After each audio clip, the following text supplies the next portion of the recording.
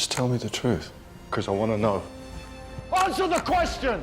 I started to question a lot of things that I was told and really looked back at things that I had dismissed as a very young man. Masculinity is dying, not from violence, but from comfort, from isolation, from shame. You can't give up. We're not giving up. A really solid masculine identity comes from a sense of belonging within a group of men. Jack Donovan isn't here to sugarcoat. He's here to expose the spiritual decay of modern men. You set up a campfire and there's a perimeter of light. And within that perimeter of light, you can see things. And outside that perimeter of light, you have chaos. This isn't a podcast. It's a funeral for the passive man and a birth cry for something feral. The young men today realize that aesthetics actually matter. And if you want to live in a more beautiful world. Have you ever wondered what masculinity even is in the modern era? Are you ready to move beyond the macho bully or the soy boy archetypes? I'm Marc Azoulay, and this is the Men's Therapy Podcast. Together, we'll explore how neuroscience, Jungian psychology, and Buddhist philosophy can transform your life, your marriage, and your business. Are you ready to deep dive into the minds of men? Let's begin.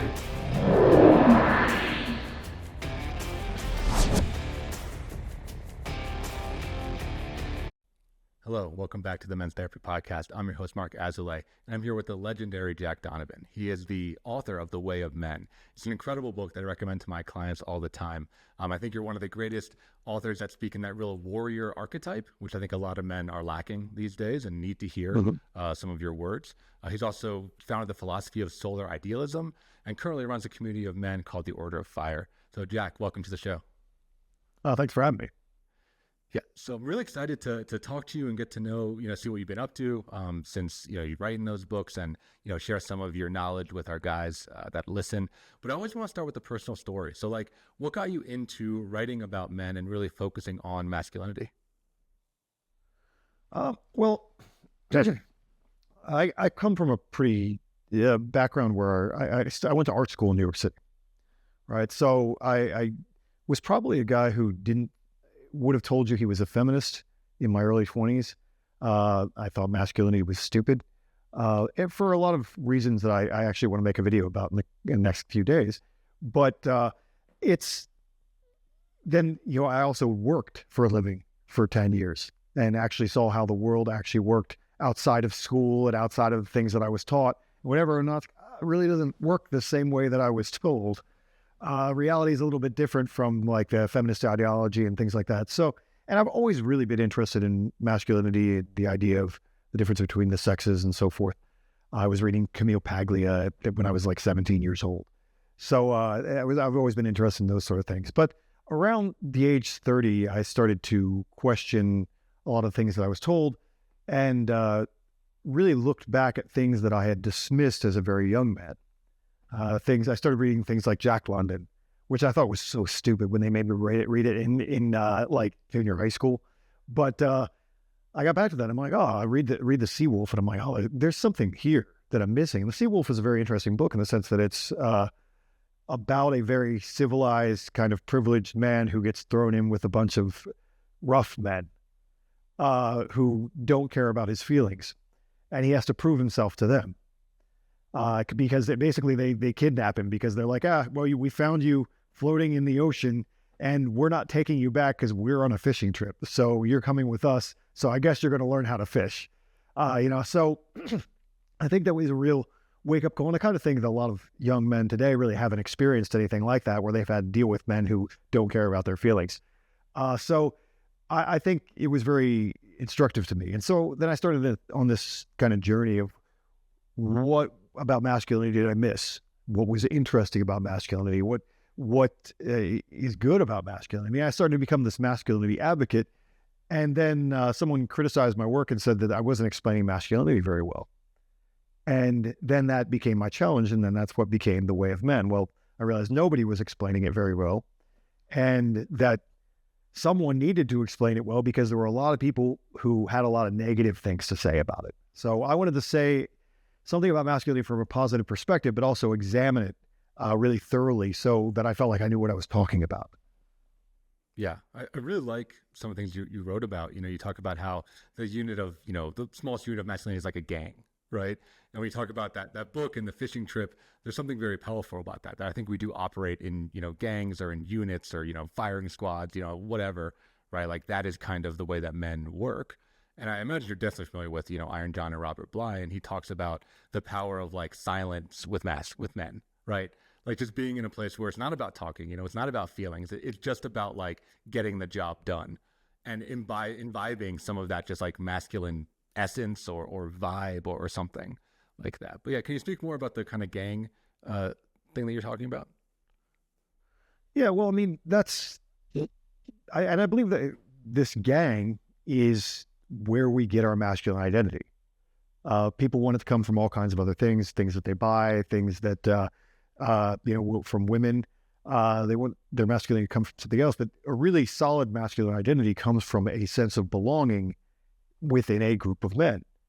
And I think that follows with evolutionary theory in the sense of like, what have we been doing for the past few thousand years? Well, we've been in these small groups of men, whether it's, on campaign fighting wars or in, like on a fishing boat.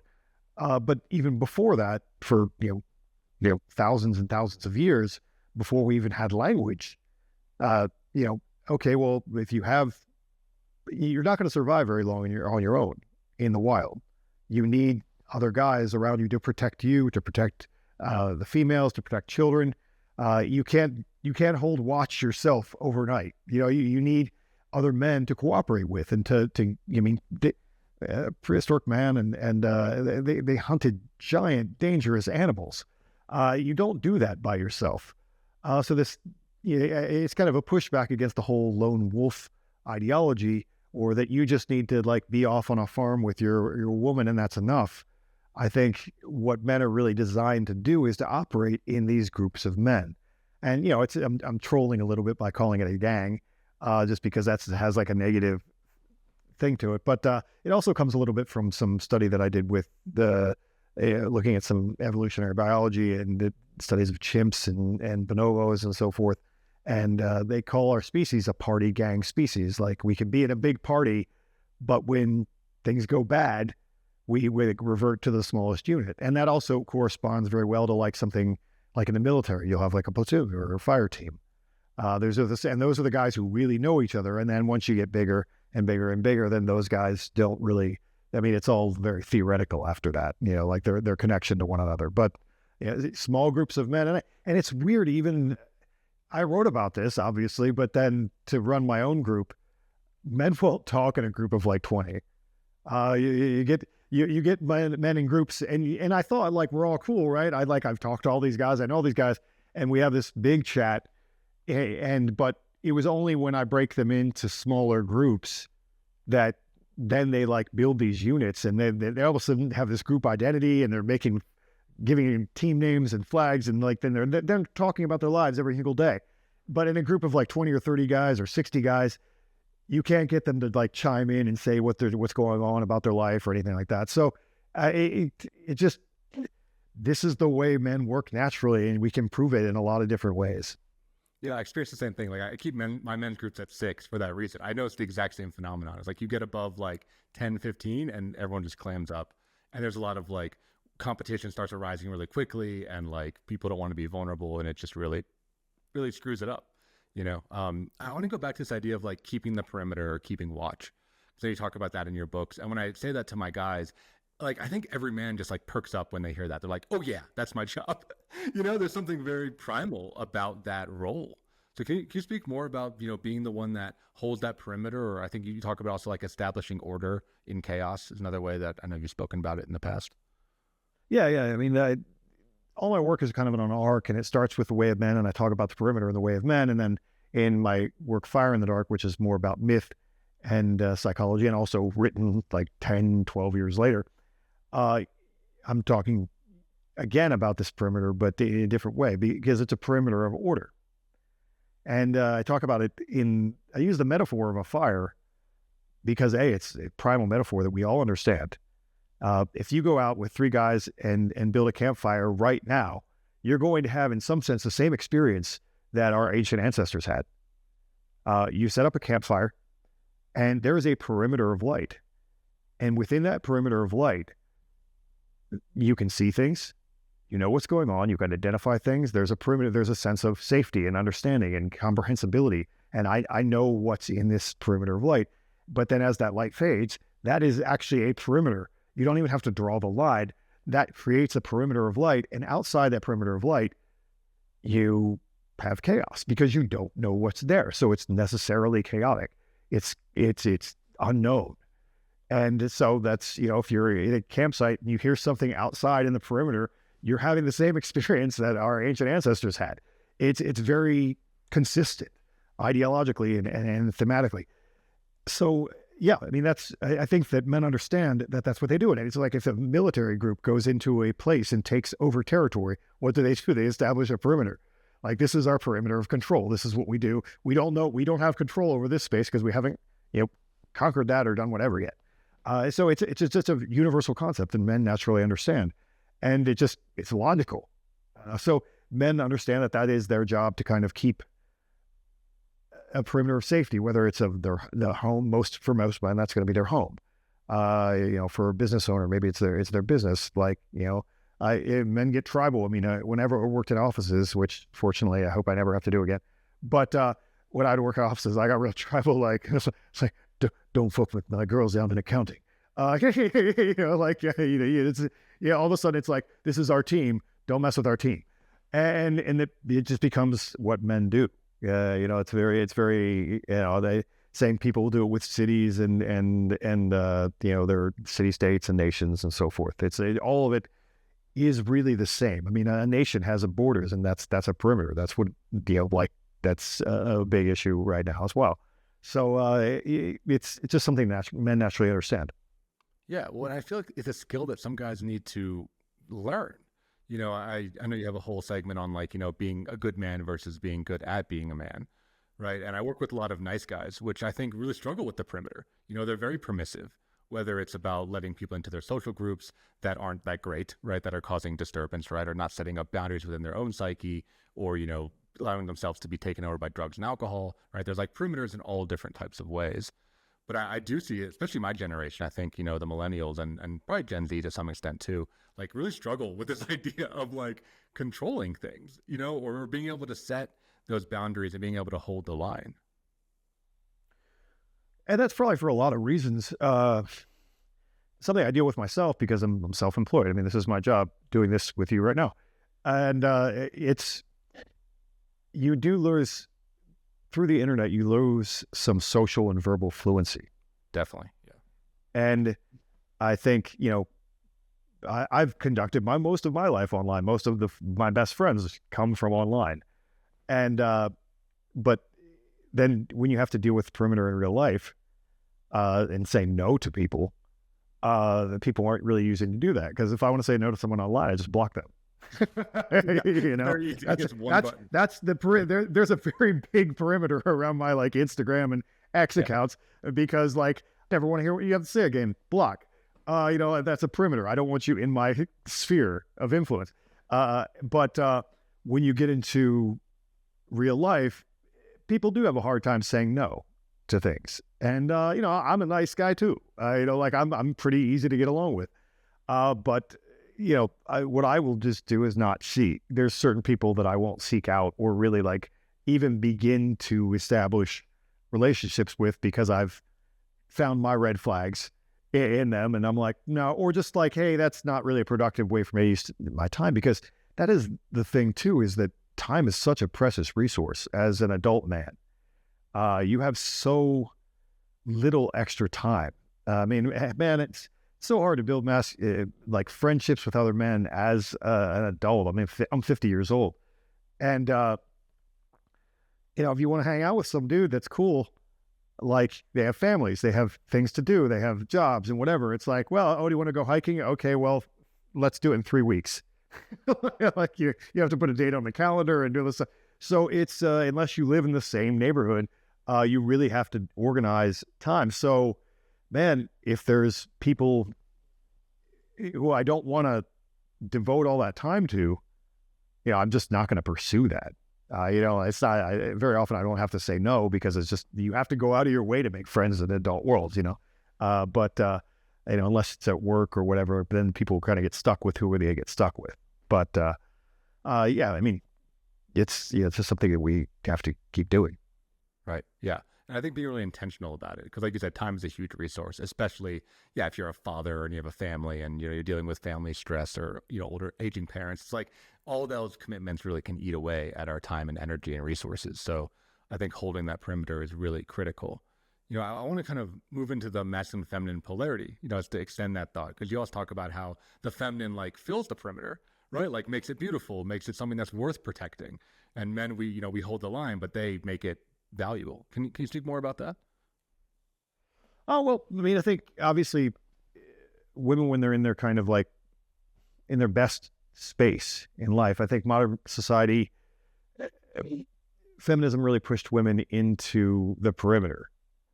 It's because they think that women should do the exact same things. And unfortunately, that's created a lot of problems, and women don't really want to be there. And a lot of women don't want to be there. There's a small percentage that do, but most women don't want to deal with that. Like they don't want to deal with that kind of issue. That's just, there's a division of labor that happens, and men like to do certain things more than women, and vice versa. I mean, there is no baby crying anywhere that I'm like, oh, let me pick it up. Like that thought would never occur to me. Yeah. I'm like, women are just like, oh, a baby? Wow. Like, and it's natural and it's normal to them, and that's how they're supposed to be. For me, it's like, well, if it was my kid, then it would be different, but someone else's kid, like that's not my problem. So I think that when they separated in a way that makes more sense in kind of division of labor, then women are in that space, and a lot of the work that they do is really valuable in terms of, again, things that men don't want to do. Like, I don't want to remember people's birthdays and holidays, and I mean that's what women do. Women send Christmas cards. Like all that stuff that you're building relationships within the community. All that stuff is stuff that women are really, really good at. And I don't like to cede the territory of beauty to them, because men have really made most of the beautiful things in the world. So we tend to do that. Like, women is the realm of doing things. I'm like, well, no, that's decorating. That's decorating. Men build cathedrals. There's a different, where there's a different. Women aren't the only ones who care about beauty, and I think that's a problem with contemporary society that we're starting to see addressed right now, especially in young men. There's a real interest in aesthetics, whereas like when I was growing up, like you're not supposed to be interested in aesthetics. But I think young men today realize that aesthetics actually matter, and if you want to live in a more beautiful world, then you have to care about that. You have to care about living in a more beautiful world and understanding aesthetics, and care about art and culture and things like that, because like it's our responsibility to make sure that that's there. Otherwise, you end up with strip malls.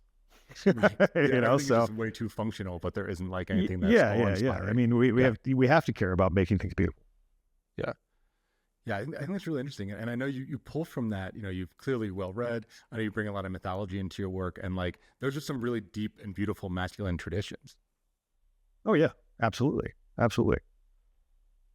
Yeah. Can you say more about like Norse mythology? And I know that's a big part of like your background and what you write about. And in my book club, we actually just read Neil Gaiman's collection of Norse myths. And it's cool how it really connects with like a lot of my guys, because those gods are, they're real. They're not to be idealized in a lot of ways, right? They're just like very flawed characters, but there's a lot of good lessons there to learn. Well, yeah, I mean that's how most gods, I think, were. I mean, and I've actually read that book, and it's actually accurate to the myths as we know them now. I don't know how many people actually even celebrated those myths, because they're really written down by Christians. But they are very masculine myths, because it comes from a very masculine society. So you have very masculine gods. They're war gods, and that I think that appeals to a lot of men, because they're missing that in other areas. And so they're like, oh, these are very, they're doing it's same thing. I mean, it's really the same with the Greek gods. Like the Greek gods are very much the same way. They're also very flawed. Yeah, they're very human. Yeah. Yeah. Well, I mean, it's just they're not like celebrities really. They're like they have all the same problems as regular people, but just bigger. Like they're acting out all these stories, and but they're also all powerful. And when I think about gods, really, I like to think of them as projections of what men see in themselves. They're projections of versions of ourselves that, like, if I could be the strongest, best king, I would throw thunderbolts and live on top of a mountain. Yeah, that'd be so sick. Which covers a lot of gods. That's basically the main god in any pantheon. It starts with the striker god, and then he becomes kind of a striker king, and that becomes the father figure. And that's a lot of what I talk about in Fire in the Dark. And you have that, in Norse mythology, you have Odin, builds the universe out of a murder. He destroys the corpse of Ymir, and then builds the world from that, and creates order. That's essentially what he's doing in that story. Is he's creating order from chaos, and then he goes from that warrior role into a kind of king overseer role, at least in those series of myths. There are other myths about Odin which are totally different, which is very, very weird. And then the striker role goes to, say, Thor. And the same thing with Zeus. Zeus has to fight a giant war against the generation that came before him, and then he creates the new Olympian order in the world. And then within that order, then he kind of ascends to king, and no really longer acts as a warrior, and he just runs around and chases women, really. But he and gives laws and lays down the line. Yeah, that's like Zeus is right? in charge. Yeah, he's the decider. Jupiter. Zeus is in charge. But then you have figures like Apollo and the heroes, who then take over these striker roles, and you see them throughout the myths and so forth. So, I mean, obviously that's a big topic of interest to me. And if you look at so many of these guys, these different gods, they're men envisioning just the best version of themselves. I would say, like with the father figure, the father god it's so intuitive. Like, okay, well, if you're a little boy, you look up, and you look up to, who do you look up to? Well, your father. And your father represents everything that you kind of will become. He represents your potential as a boy. Like, this is something like what it will become. But then as you get older, you realize, obviously, you can't become your father. So there's this idea of a father that's beyond your father, because he's just a man. And that's where we get God. Like that's where we get these gods, these king gods. I mean, this is an idealized father. The idea of the perfect father beyond fathers. And that's what I think we see in so many different myths. There's always something like that. There's always a father beyond fathers, who lives in the sky and has thunderbolts or on the mountains or whatever. It's such a universal theme. I mean, the Old Testament God is pretty much the same God.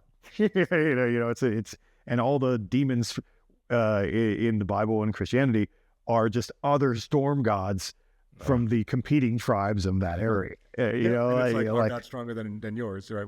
It's totally like that. Yeah, and it's just weird when people can't see that. But I mean, if you look at all these gods who were supposed to be demons to you, you're like, this is another powerful storm god of fertility and prosperity.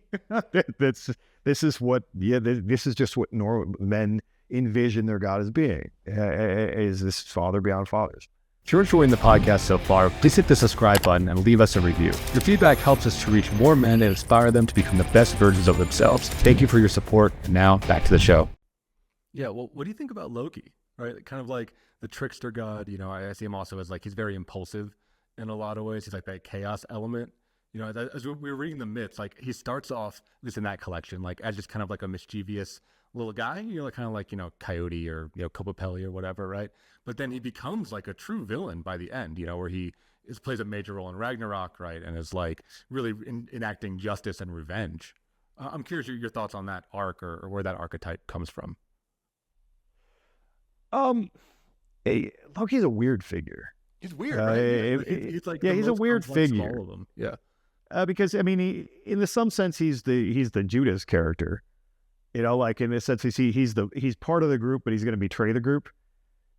So that's and you have that, I guess, in every system, like or you have, Prometheus is actually another example, because he's an older Titan, and they have to keep him around, but then he gives man fire and then pisses Zeus off, so because he's not really playing the game by the rules, and so, but I don't know. I think Loki seems like a bitchier character to me. Like people will read more into him and like different things, but he's kind of a foil. He's like the brother you can't get rid of, who's a pain in the ass. Like who's always doing it. Like if someone has a junky brother, or like like someone who's always causing trouble in the family, but obviously no story can be a story without conflict. And so he may be just a plot device to drive conflict as well. Like, well, we need someone to start shit, because there's always someone doing that. So, he's the guy, he's the little troll, the guy who's like starting shit to rile people up, and question things. And sometimes that figure's good. And so it becomes not as morally loaded, because you do need questioners in society. You need people asking questions and looking at the status quo. I think we tend to over elevate that guy in the 20th century. It became like, it's not cool to be normal. It's only cool if you're like the questioning guy. And then the people who are questioning, they were nearly not questioning. They're just following in different orders, And so we've had a lot of that happen. But he's an interesting character. He's hard to explain or pin down, but Norse mythology is like that. Like the Greek stuff is much more straightforward, and we know much more about it. I mean, we have statues, and we have all kinds of stuff that's related to it. We have plays, but the Old Norse stuff, it's a little bit more mysterious. It came up through verbal, like transmission, most of it. And so we don't really know that much. And like the god Odin is also a very weird figure. He's really a magician god that got put in a fatherhood role. And that's mythologically very strange. You can break it down in a lot of ways. There are a lot of like kind of, people have said he's more of a chaotic, like a chaotic king. Like there's a like a, I guess I've talked about this. There's a king that's more chaotic, and there's the king like in his the guy who just gives the orders and sits on the throne, and then there's the crazy war king. Yeah, like and that's archetype, right? Yeah. So he's kind of more that figure. He's Norse mythology breaks a lot of rules, and I think again because it was the way it was transmitted. I think maybe I have a friend of mine who has done a lot of research, and he seems to think that he thinks Thor was the main guy, and Odin was added by kings later, because he's kind of the king god. But you can't even prove that stuff because like who knows? But it seems like that makes a lot more sense with Indo-European mythology. Yeah. Well, yeah, like I said, it was like translated by Christians, right? Plus it's like, the Norse people were not a unified culture. So I think a lot of these stories were like from different tribes, and Odin has like, I think like 25 different names or something, right? It's like he's just referenced by all these different names and monikers, and it's like, okay, it was probably different. It's probably a different guy, or a different culture, and they just over time coalesced into one character, Yeah, these are tribes who all fought with each other. They all had probably different versions of what went on. Like I think it's the Heimskringla, and there's another one as well. But they have very different versions of like who Odin is. He starts out as a man and then becomes like more powerful. There's all kinds of different versions that we have, and those are just what we have. But we can assume that there are a lot more versions of that that were floating around in that area at the time. Because tribal people make up their own stories. So they would change it as time went on. It wasn't like it's not like the Roman Empire. Right. Yeah, it wasn't like written down and like copied, for hundreds of years, right? There were poems, right? They were sung a lot of the time, right, and performed. So you'd also have like, the bard would add their own stylings onto it as well. It wasn't even like a formalized, thing, right? You weren't reciting it, So this is maybe like a hard shift. I could talk about mythology for a while, but I do want to get back to kind of men's mental health and stuff. So here's my forced segue is, you talk about guys looking for a father. And I think that's really true, and when I look at almost any generation, I mean, I work mainly with millennials and Gen Xers, and, millennials were the generation of divorce, where many of us grew up without a dad because, our parents were divorced. Gen Xers, a lot of y'all were like, latchkey kids, right? So both parents were out of the house. And I think that there is this need for a father figure in modern masculinity. I think we didn't grow up with a lot of fathers, certainly not in the same way throughout history, where we would, be apprentices, or we would, work with our dad in the blacksmith shop, or go fishing with him, or learn like the family business and the family trade. So I'm curious, from your perspective, how do you think that has changed masculine culture and what men struggle with today? Well, yeah, I mean, fatherlessness is a big problem in the world, because then men really don't have a positive role model, so they'll seek out the most powerful one, or they'll just abandon masculinity altogether, and both of those things are bad. That's why you have people who, they'll move towards more extreme figures, or gangs or whatever, and get in trouble, or they'll end up chasing, they'll repeat feminist things that really aren't in their best interest either. So it's just a sad thing. And a lot of it is created, obviously, by feminism, in the sense that, no-fault divorce and things like that created a situation where people don't have fathers. But that's more of a cause, and we're dealing with the effect. And it's a struggle, too, because you can't go back and be a child. You can't relive your childhood. And I think a lot of men try to do that. And I think that that's become a very attractive thing, especially in the men's space, to have men who want to, say, be reinitiated into masculinity. I'm like, well, I don't know, you can do that with a 30-year-old man. There's only so much you can do. You're already a man.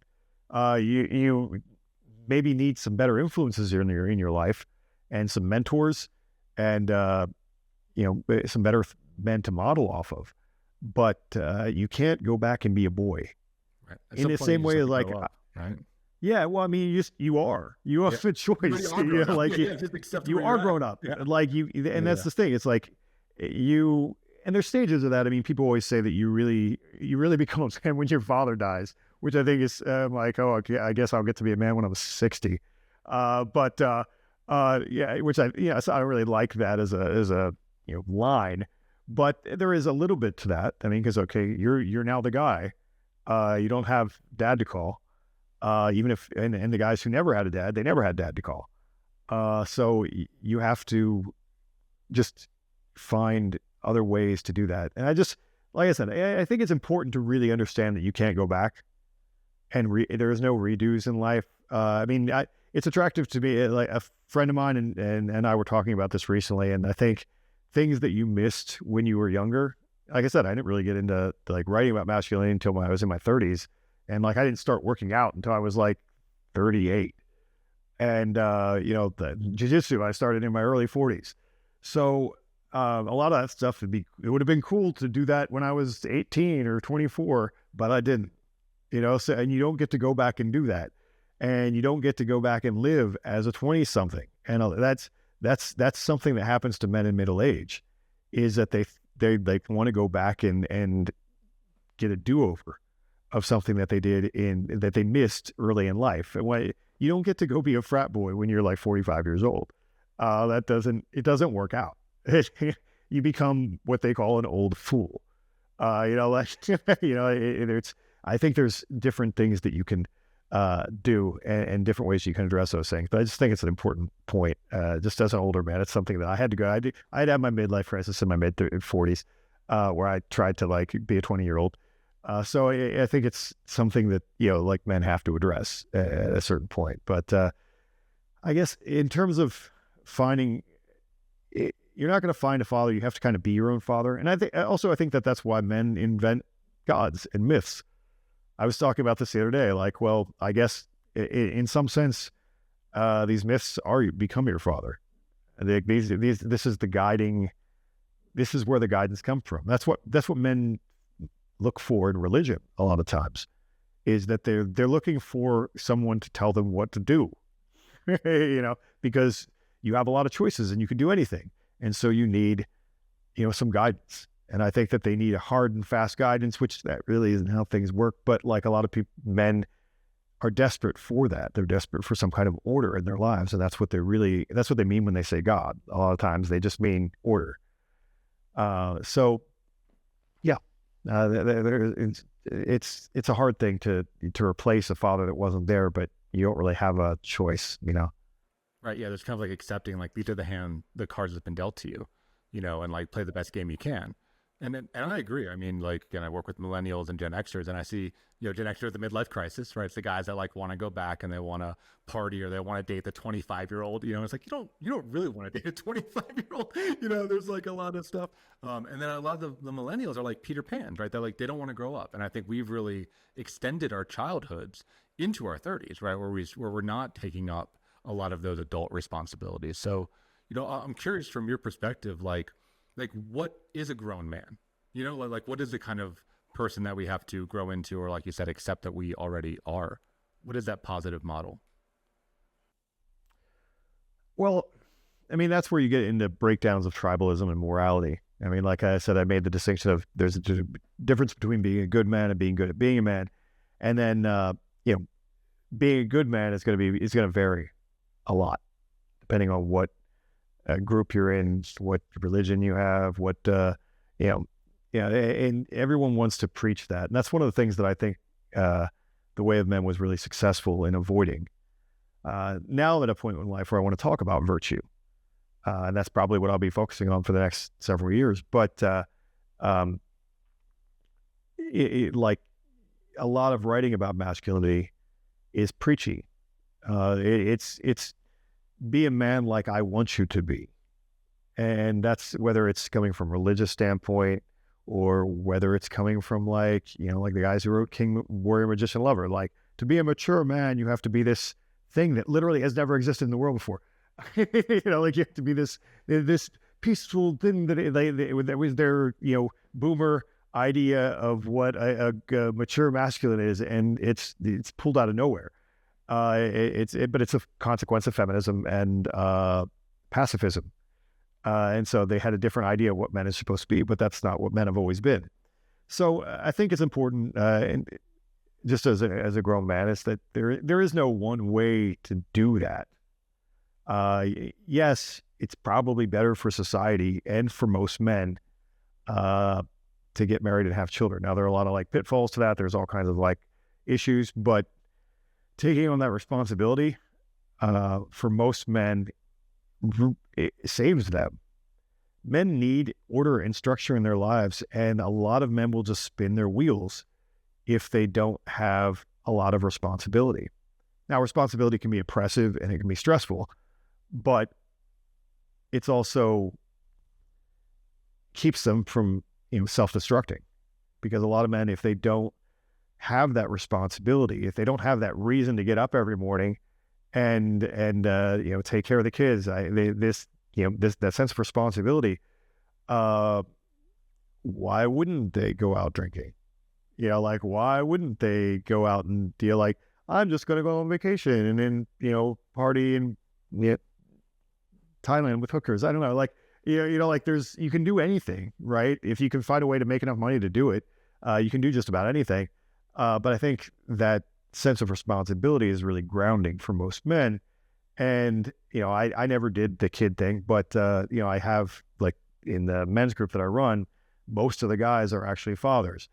And that is a big focus in their lives, and a big sense of responsibility, and a thing is that they're really proud of. And like I said, a lot of men who don't have that, in the same way that we have first world problems, a lot of men who don't have that responsibility have a lot of like first world non-parent problems in their head, because they're like, how do I feel? What should I do? What do I like? Whereas like parents are like, I need to get up, go to work because I have these kids, and they need to go to soccer practice, and I have, like I have stuff to do. I have a sense of what's going on. Whereas like when you just have this, paralysis of choices that so many people have. It's like, well, if I could do anything, like maybe I'll go and have this like experience and do this and that and what other things. They just go from one thing to the other. And I think having kids can be really grounding. It's not for everybody. Everybody's not going to be in the best situation, and it's going to be a bad situation for some people. I mean, but that's life, and that's how it works out. But I think that for most men, that is the best direction.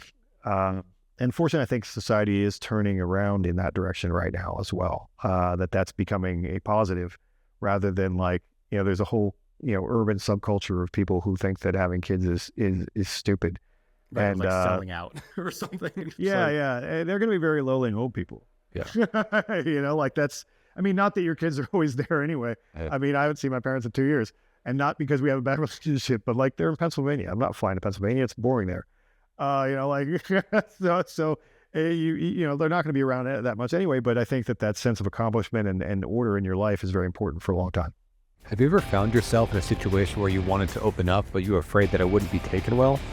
You ask yourself, what's the point? Nothing's going to change anyway. So you do what you always do. You push it down, numb out the pain with a drink, a night out, or pornography. I've been there myself, and I know that men lack the outlets for emotional expression, which is why I founded Men's Therapy Online, a healing hub for men's mental health.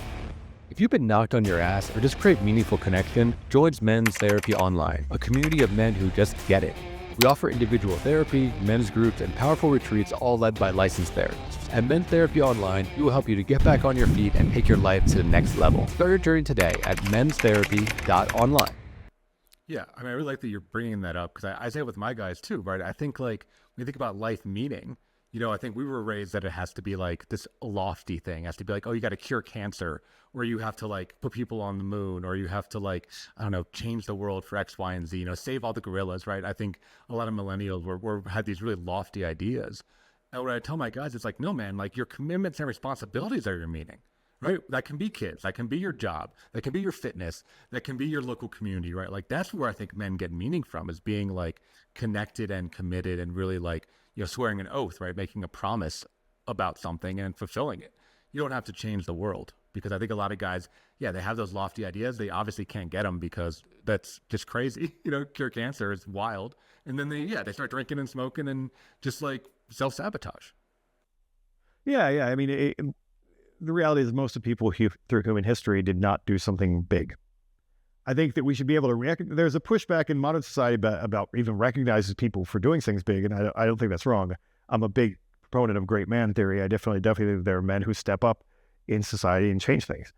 But at the same time, most men just, like maybe your meaning is you ran a really good ice cream shop. I don't know, like there's men throughout history, you ran a pizza place, or you had like the bread shop. You didn't have cure cancer or like change the world or whatever. You had like simple goals. You made it through. You were a good person. You tried to be a good father and so forth. And that's enough meaning, I think, for most people. And these bigger meanings, because they're not attainable from 99% of people, then they're just, they end up with less meaning because of that. Yeah. I think they end up kind of what you're talking about. They end up very empty, and I think they end up chasing like one peak experience after another, right? Like whether it's like trying to go to the next big vacation, or like, let's get the next psychedelic available, or whatever it is, right? They're just trying to like keep optimizing, but they don't have that groundedness in their lives. So I want to ask you a little bit, we spoke a little before about like the radicalization of men, because I see a lot of that happening online. And I think it's part of this emptiness that we're talking about, right? These guys that don't have father figures, don't have mentors, don't really have direction, and they get picked up by what essentially online gangs, and I know you used to be associated with the alt-right, and you've since disavowed them, I think in 2018 or something like that. But I'm curious, like from your perspective, what's going on there? Because there's a lot of guys that I think are really lost and really angry, and picking up some real extremist views and are not happy. I mean, there's a lot of miserable people out there. A lot of them, I mean, there's two ways that goes. Because obviously, yeah, like I've been on the political right for, like 15 years. And so, I mean, probably, maybe even 20. But, I spent some time in the alt-right. The alt-right isn't a thing anymore. It's the world has changed. And what it started out with was not what it became. And you see that happen with all these things. Like, I know I was also part of the manosphere, and what the manosphere, what they talk about the manosphere now as being Joe Rogan. And I was like, which I've always kind of considered that was true, but that was not what they were talking about officially. They just kind of make it, the way the media uses things, they make it whatever they want it to be. And that's what happened to alt-right. The thing is, I saw a news item the other day. They're doing this thing in England, which is just the worst country. Where, obviously they had, a foreign kid stab somebody, and then they make a movie about it. They make the kid white. And then they use it to target men and talk about toxic masculinity. And they're pushing that on, and they're going to try and force all these young men to watch this. And my comment to that was like, do you want to create right-wing youth? Because that's how you create right-wing youth. I mean, and we have men that shifted right. And the reason why Trump was elected was a lot of young men are done. They're done being called the enemies of civilization. They're done being associated with everything evil. They're done with being called toxic. They're done with, just for being men. They're done with being insulted. They grew up going to school and being taught that over and over and over again, and have to shut their mouths and say it. And that's where the radicalization comes from. It comes from, they've had something pushed at them that is a lie. Men and women are the same.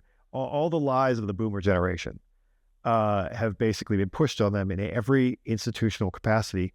And there's also the DEI factor. They have like tons and tons of young white men who can't get jobs because of DEI, and they've known that was the reality their entire lives. Who they are shut out of things, like you go to the bottom of the applicant pool and everything. And that was a real policy. And now we're seeing that exposed finally. People just say that it wasn't real, like they basically gaslit them for decades. But they knew what was happening, and they were there, and they could see it. If you want to know why young men are being radicalized politically, that's why. They have interests. Young men are not like their job is not to roll over and let other people take over. That is completely counterintuitive to everything that men are about. Like we're just supposed to let everyone succeed, and I guess just like live on welfare while everybody else is successful. That's not healthy for them, and it's not healthy for society. And we're seeing that corrected right now, and I'm really excited about that. But obviously, we're also in a position, and we have been since 2020 or whatever, where basically no one has any faith in mainstream institutions at all. Yeah, it's all falling apart. Which kind of needed to happen. But at the same token, then everything is up for grabs. So you'll see all kinds of Pied Pipers everywhere, leading these guys in all kinds of different directions that are crazy. And I wrote a piece about this recently on my Substack, and that's kind of been my outlet recently where I've been writing. I've called it the free speech fire hose. I wrote an essay about that just a few weeks ago. And basically, now that Elon Musk bought X, and free speech is actually real, and it's not being censored in the way that it was before, because it really was, that everyone is getting access to all these ideas that I was hearing in the pockets of like the alt-right and whatever. All those ideas are now out. And there's such a big anonymous culture with young men. Unfortunately, I don't think anonymous culture was really good. I mean, no one should have to like use their name to just use the internet and like things. But if you're going to create a persona, it becomes really tricky. I mean, people should use their own names. I think it's better. But because young men knew that they'd have their lives destroyed just for like saying, I think that, I don't think that men can have babies. They would have their lives destroyed. And so like they were pressed into having this anonymous culture. So there's huge anonymous culture. And so you don't really know who's talking. And that's a big factor. You don't really know who's talking or what they really believe or what their aims really are. When I was, associated with the alt-right and, some white nationalists and so forth, I knew guys who had 3 or 4 pen names and would write essays and fight with each other. Like their pen names, the whole thing. Oh, their pen names would fight with each other. Yeah. And, so they'd be taking different positions. It's almost like doing Socratic method with like different personas. And I wonder which ones they have now, because they're guys who can do that. They're very intelligent. And so you have all these, like I said, Pied Pipers leading these guys in all these different directions. And I had to go through that. I mean, I came, like I said, from I think I was a Democrat. I had a very liberal background when I was for most of my 20s and early 30s. And when I switched over, men kind of overcorrect and they go all the way the other way. And the opposite of something that's bad is usually not necessarily good. Right, exactly. 180 degrees of sick is still sick. It's somewhere you have to like overswing and then come back in the middle. And I think that's what society is doing right now. Right. People are overswinging, and then they're going to have to encounter all the counter arguments to their arguments that they're seeing and process that, and then deal with these people, because the argument might be one thing, and then dealing with the people who are about that argument is also an experience in itself. So you're like, wait, all the people who believe this suck, so maybe I need to reevaluate this. So I mean, that was certainly part of my experience. I would say that I think Nietzsche wrote some anti-Semitic things, and he wrote some, but he hated anti-Semites. And I think it was because his sister and her husband were like just crazy anti-Semites. And I can't imagine like Nietzsche being super smart, sitting at dinner and having to listen for like an hour. Yeah, and I'm like, just hated them, right? Yeah, and I'm like, I felt that because I've been at that table. So I think that once you've experienced that, then you have maybe a different perspective than just seeing things and sound bites and things online that are intriguing that you haven't heard before. So I think society is just going through this correction phase right now where they're encountering all these ideas that were hidden from them, and now that'll have to settle into something realistic. Because there's a lot of bad in those ideas, and there's some of the things that they're saying, and there's always an element of truth in a lot of those things. And the thing is, they weren't allowed to talk about the true parts before, and so then they overcorrect and talk about all the stupid stuff. But the true parts needed to be addressed. I mean, like the thing that we're seeing with like DEI and things like that. I mean, like that was bad. That was a bad thing for society. And now we're seeing that, okay, people were ready to talk about the reasons why that was bad, but you just weren't allowed to talk about that, before. So I think that we're seeing that correct right now. But you're going to see a lot of young men swing hard in the other direction. But I mean, fortunately, for as much as people think about the Trump administration and all that, what it really is 90s liberals. It looks like it's super far right to the people who want it to be that thing, on the right and left. It looks like one thing, but what you have are like, I want Americans to be successful, and but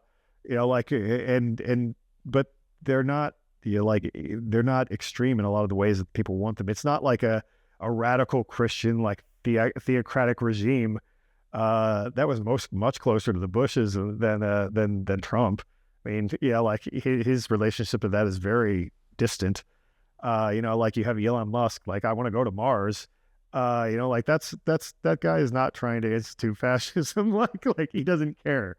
You never hear him talking. He's not super religious. You ever hear that aspect of it? I mean, he just wants to the government to get out of the way so he can go to Mars, or someone can, so I think that whereas you have the ideas that are perpetuated by the media and so forth because they have an agenda, but what's actually happening is not Hitler. It's not at all. I agree. Yeah. Yeah. A lot of the policy is similar, to like Clinton administration and things like that, right?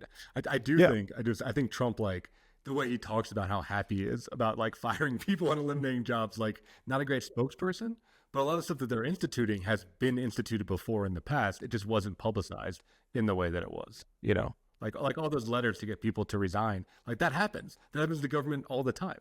You know, it's just now it's a big deal because, you know, and Trump is making it a big deal too, right? I mean, he like talks about it nonstop.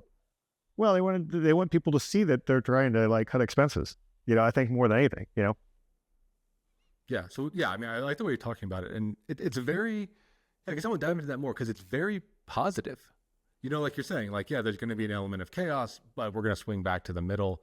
And I think that voice needs to be amplified more because, like you said, most of it is very doom and gloom. It's like this is the Fourth Reich, and like this is, you know, the end of the Western world, and we're going to go to war with, you know, Europe, and it's going to be World War IV and World War III, and it's going to be like horrible, right? Like people are like freaking the fuck out. So like, yeah, I'm curious that someone who is more involved in it, you know, and probably knows more than the average consumer, like what's happening, you know? Yeah, I mean, well, that's a lot because I mean, actually don't hear a lot from the left side because I don't have friends on the left side. You know, like I said, I've worked through all these arguments over the years, and you know, I have things that I don't want. I mean, I just want people to be successful, and I do think we need to swing back to an era where they're basically just doing away with the boomerisms that came from. You know, like the idea that men and women are the same, that was false. That's been proven false. It's it's scientifically false. You know, it's men and women are not the same, so you can't redesign. But in the 70s, they kind of tried to make it like they were, and they designed society as if they were, and we have to fix that. Because that's how you end up with all this mess, you know, like whether it's, you know, like, you know, everything from like massive amounts of porn to like, you know, like the divorce, all these things that are net negatives for society. And, you know, like, you know, all these women who have to work in these terrible jobs because so that, you know, like, you know, rich white feminists could get these cool jobs in publishing. You know, I mean, that's the whole feminist movement. Ever since like Betty Friedan is like, you know, spoiled white women want to get these awesome jobs, like live their Sex in the City life. And then you have like really the rest of the women are like working at Walmart, you know, like or some dumb job that sucks. You know, like so they wish they could be home with their kids, but they can't afford to. And, you know, that's, I think those things in society really need to be corrected. And again, like you said it, I do think it's very positive, like that these discussions about things that I saw that attracted people to like the alt-right and things like that were like, we're being lied to about race, you know, like, and I think personally, my perspective is, you know, it's different in different countries, but I mean, America, we're very mixed. There is no like hard and fast line, and people, the way that white nationalists or like super liberals want it to be, you know, like we're all very mixed. We're a very mixed population. We kind of have always been that way. And just with the way America's set up, we're not set up to go back to like a ethno state or anything like that. That's not going to happen. And so the reality of what's on the ground is that you're going to have a very mixed group of people. And we have to be able to tell the truth about what's going on. Like we were in a situation where people like say couldn't talk about black crime. Right. And well, if you're going to talk about a problem, you have to fix the problem. You have to be able to talk about it. And it's not about like demonizing a group of people. But that's the way everything was portrayed. Like we can't say how many murders there were in Chicago. You know, like we can't say like, oh, if you go to this neighborhood, you're going to die. You know, like this, you need to be able to address problems. I mean, you know, like Black community had a big problem with fatherlessness, and that's a problem, and you have to be able to talk about it to be able to fix it. And it's not about like, hey, these people are bad. You just need to be able to fix it. And the same thing is true with every community, every group of people, everybody has problems. I mean, you know, I've written about it when I wrote that free speech brotherhood thing, just because I'm pretty familiar with the gay community. Like they've got some things that no one is allowed to talk about for a long time and that need to be addressed. There's a big drug addiction problems, you know, like big depression, big drug addiction, like, like their idea of a weekend is not your idea of a weekend, like, and not all, and like I said, it's not, there are exceptions to every rule, but the norm is very different from the norm from regular people. And that needs to be addressed, like, and like, if you're not allowed to talk about it, which has been the thing, like you can't say anything negative about gay people. Right. You just get canceled, right, if you bring up any of this stuff. Yeah. And then that problem is going to actually get worse. You're just sweeping it under the rug. And same thing, like you can't talk about, problems that women are having, because, if it contradicts the feminist ideology, because, like they don't want it to, but if you don't address that, you can't deal with the problem. It's so we have to be able to deal with these things out in the open. And I think that's what free speech is now that we have now is allowing us to do. But obviously it comes with some crazy that we're going to have to deal with and think our way through things. Right. Yeah. If you give everyone a megaphone, you're going to hear some crazy shit. Right. But like you said, you're going to hear some nuggets of truth, which I think have been buried, or like you said, have been really taboo and not able to really be addressed in any kind of meaningful way. And it's those populations that suffer. Right. And then you get like, I think the kind of the failure of the left in many ways is like, it's like the elites telling everybody else how to think and feel. Right. So they're telling, yeah, you're not allowed to have that feeling. You're not allowed to have that bad experience. Well, because the thing is, and this is a big thing where we deal with like white nationalists or like all right or whatever, is that you have people who have actual experiences that they're not allowed to talk about or even consider. Because if you are in the elite policy-making class and you all went to Harvard with all the, and yes, it was a diversity rainbow of all people with like 130 IQs who came from wealthy backgrounds. And that's your experience of all the other races. Like that they're not in a bad neighborhood getting beat up at school. Like they're not, I've talked to, I never really considered it, but like I actually met some skinheads at a conference in California, and they grew up in Latino neighborhoods getting beat up all the time.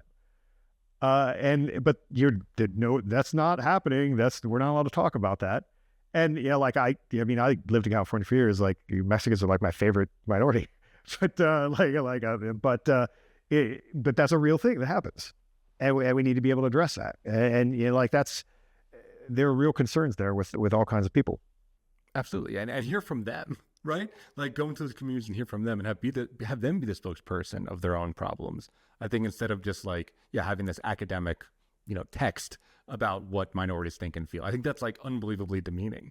It's a racist. Yeah, exactly. It's so like it's like no one needs a rich white woman to speak for them ever again. Exactly. I feel like that. I feel like if we could make one rule for society, like I don't think any other group ever needs a rich white woman to speak for them again and tell them about their problems. Because they, like so much nonsense was created, like the Latinx thing or whatever that nobody wanted. It was just like Latina and Latino, like that's what we are. Yeah. They're fine with having gendered language. They have a gendered language, like they're it's part of their culture. It's like a key part yes, of culture. Yeah. You are literally like imposing your that's colonialist to tell them not to have. It's crazy, and so we just need to move away from that perspective, and let groups talk about their own problems, and you have to be able to talk about, hey, I see a problem with that group, and not be like vilified for it. I mean, you don't have to be like, go to the extreme of like, we need to get them all out of the country, whatever group that is. But you need to be like, hey, there's a lot of crime here, or there's a lot of drug addiction here, or there's a lot of fatherlessness, or a lot of they're not succeeding, and why. And I think what's really happening, I think the real reason why someone like Trump was elected was not to bring around American fascism or any of these things, was because people wanted to be able to talk about those things and deal with that stuff again. And they want everybody to be, I want everyone to be prosperous. I want people to do better. And doing better doesn't mean that one group has to do worse necessarily. It's not like a zero-sum thing. So I think encouraging people to do better by merit and not like pressing other people up over other people because they're like the new favorites of whatever, like orthodoxy. I think that's more important. Yeah, I think that's really well said. We're coming up on our time, and I feel like we keep going for another hour or so, but we do have to start to wrap up here. But yeah, where can people find you online if they want to learn more about you? My website is jack-donovan.com. I'm in the process of building my YouTube back up. That's my project for the next 6 months. So I have a YouTube that's Jack Donovan, and I'm going to start posting there again regularly. So that'll be a thing. Watch for that. I just finished after I get off here. I think I'll press play on one of those videos. But I'm trying to work on that. Do a little more speeches. Talk about virtue on YouTube. But doing that, I'm on X as Mr. _Jack Donovan. I'm on Instagram. I don't use my Instagram as much. I use the Order of Fire's Instagram. The Order of Fire, obviously, is my men's group. We have a men's group with the Order of Fire, and it's called the First Men. And that's my membership group. And it's for people who, if they've read Fire in the Dark and like what we're doing, it's kind of a post-religious ritual culture, but also just a men's I always say that we're like the new Freemasons. We have this kind of like Freemason-esque culture of men who do ritual, but also are just involved in self-improvement and things like that. And so that's my men's group, and we like to talk about philosophy and mythology and things like that. So that's kind of my main thing that I deal. I talk to those guys most of the day when I'm not doing this kind of stuff. Very cool. Yeah. Thanks again for being on the show. We'll have all that stuff in the show notes for listeners to check out. We'll have, your actual, your Substack, you mentioned that, YouTube, all that stuff. But yeah, I really appreciate you taking the time, and I've enjoyed that episode. I'd love to have you on again in the future. All right. Thank you. Thank you for having me. Yeah, and listeners, thank you so much for tuning in. If you enjoyed this, do all the social stuff, like, share, subscribe, send it out. We're cresting 80,000 subscribers, so if we get up to that 100,000 mark, that'd be a huge deal. Really helping to break down the taboo of men's mental health and getting all these voices out there and amplified. So if you know a guy that really would benefit from this, send it his way, and send him over to Jack Donovan's links and all of his things. So thank you so much for tuning in, and we'll see you next week on another episode of the Men's Therapy Podcast. Thanks for tuning in. If you enjoyed today's episode, please subscribe and leave a review. And don't forget to visit menstherapy.online to learn more about the work that we are doing to support and inspire men. Until next time, keep moving forward.